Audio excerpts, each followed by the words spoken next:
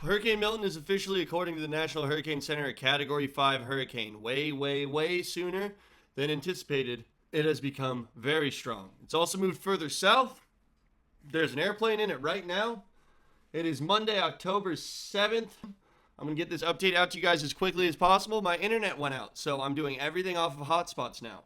If you want to support hurricane relief and help get these videos out there, please drop a like, turn your notifications on. The next 2 days are probably going to be some of the most important days for the history of the Gulf Coast of Florida. This thing wasn't supposed to be a major hurricane until Tuesday, until tomorrow afternoon. It's a Category 5, 160 mile an hour major hurricane right now.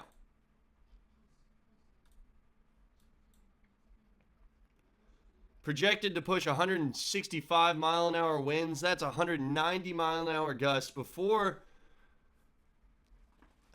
weakening, which is a dangerous word because it's about to go over the loop current in the Gulf. Some of the warmest waters in the Gulf, some of the most favorable conditions. All right, let me go to Hurricane Hunters. Here, this is where we want to be. Okay. They're in the storm right now. They're flying right now. They just now, they just very recently got 915 millibar. 914. That is as strong as a hurricane pretty much gets. Wind speed, surface wind speed, 180 knots. Pushing 165 knots, 170 knots, 180 knots. That's for surface wind. Oh my gosh. I've said it before, I'll say it again. I've never seen anything like this. Barreling towards the Gulf Coast. Maximum wind that they measure is 137 knots plus. Bam, bam, bam, bam, bam, bam, bam. There's so many flags popping up that are completely maxing out the scale. It's slowed down a bit in terms of how quickly it's moving. We were expecting a daytime hurricane. Now it shows landfall making... Look, I mean, I'm in Tampa. I'm underneath that M. 7 p.m. Wednesday. Landfall somewhere on the Gulf. Currently 155 mile an hour maximum sustained winds, making it a Category 5 hurricane. This is the 10 a.m. advisory. I don't think that... let me check the discussion really quick. 160 miles an hour, 12 p.m. Minimum central pressure, 925 millibars, Category 5. Incredibly strong, incredibly dangerous storm. Discussion was posted at 10 a.m.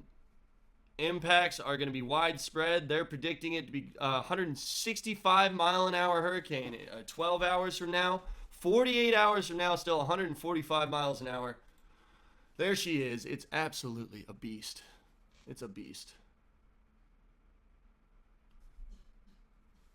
And it's spinning fast. And it's still a relatively small storm, but we're going to see this thing fill in quickly once it hits the Gulf.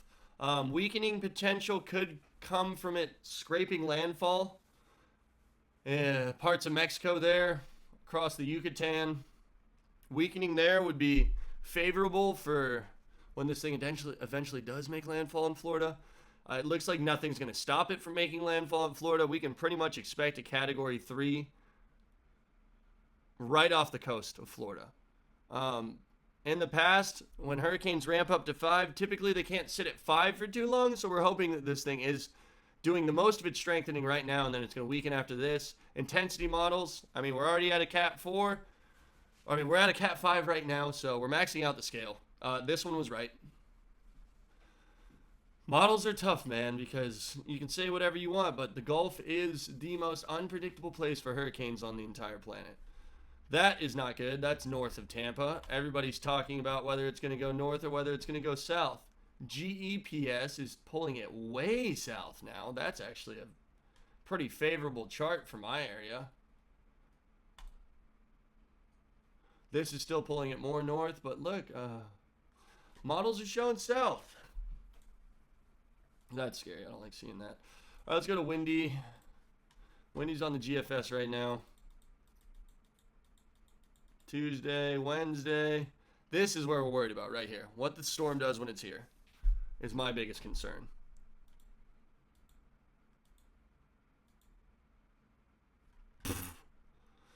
All right, so that is a bit more south than the GFS was showing earlier, but it's still an absolute worst case scenario for the Tampa Bay area and for Pinellas County. Let's skip back a little bit. Let's look at the Euro, because it is a trusted model. And it's pulling it a bit more south too, so we're having some south ticks. This thing was expected to go a lot more north. It was kind of expected to go like this, but as you can see, it's dipping down pretty far south, and then it's planning on making a run northeast at some point here. Know your zone. Evacuation zones are very important right now. If you're in the red, if you're in an evacuation zone, you need to be prepared to leave. Have a plan. If you have a plan, if you have somewhere to go, there's nothing to worry about. If you're unprepared and you don't have a plan and you don't have somewhere to go, just plan on driving away from the beaches. Gonna go back up to the National Hurricane Center really fast. Surge maps. Huge deal here. These are way higher, way more serious surge maps than we saw for Helene, which was some of the worst damage that we've ever seen here on the Gulf Coast. That thing was 150 miles offshore and it just brushed by us. This is going to be a direct hit to somewhere on the Gulf Coast. I'm assuming between Tampa Bay and Inglewood. I don't want to say that. I don't want that to be the case, but I don't really know what else to say. The beaches are still destroyed. There's trash everywhere. If we have 150 mile an hour gusts, tornadoes, and debris everywhere, I don't even need to tell you guys how bad that could be for the area.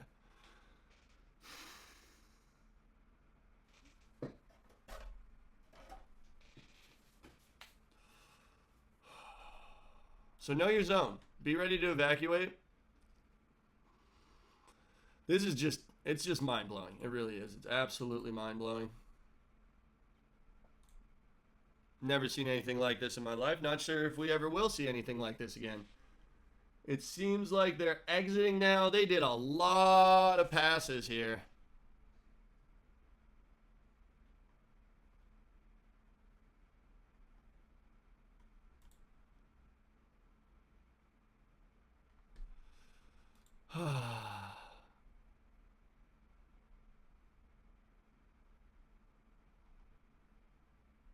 $925. I mean, we saw below 920. They measured pressure below 920 today while flying through the storm. That is unreal.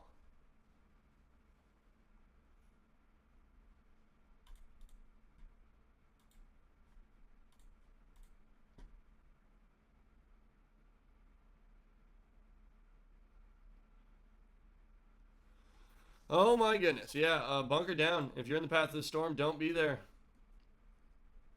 Hurricane watches and warnings are in effect. Flood maps are in effect. Flood maps are a lot more serious than they were for the last storm.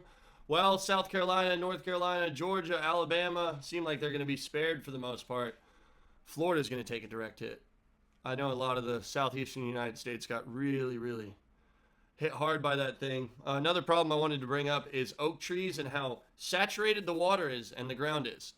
When the ground is saturated, trees tip over a lot easier because the roots are in wet soil. So if you're in a house that has a giant oak tree over it, I probably wouldn't be there. If you're in a house that was built after 2005, I probably wouldn't be there either. I know that there was a lot more regulations for building new houses in Florida after we had a really bad string of storms during a hurricane season in 2005. It's scary though. I'm going to do another update tonight at 5 p.m. I don't know if I'm going to be able to go live because I don't have internet. I'm going to be doing this off hotspot. I feel like I should be able to get you guys updates via hotspot. Most important thing is that we watch this and that we have a plan. If the GFS plays out, it's going to be an absolute worst case scenario for Pinellas County. This will be the 100-year storm. It's a strong Category 5 right now, and it's moving into some very warm, favorable Gulf waters and conditions. I wanted to show this one more thing because this is where we saw Helene really blow up. God, my internet is so bad. Ocean surface currents. If it comes right through here, it's going to be very favorable for the potential redevelopment. I don't know. They're saying it's going to die out. Typically, when storms hit Category 5, they can only hold it for so long because it's just so much energy and so much pressure. And we're hoping that it just hits land. It's not as bad as we think, but we really need to be ready. Helene taught us that we need to be ready.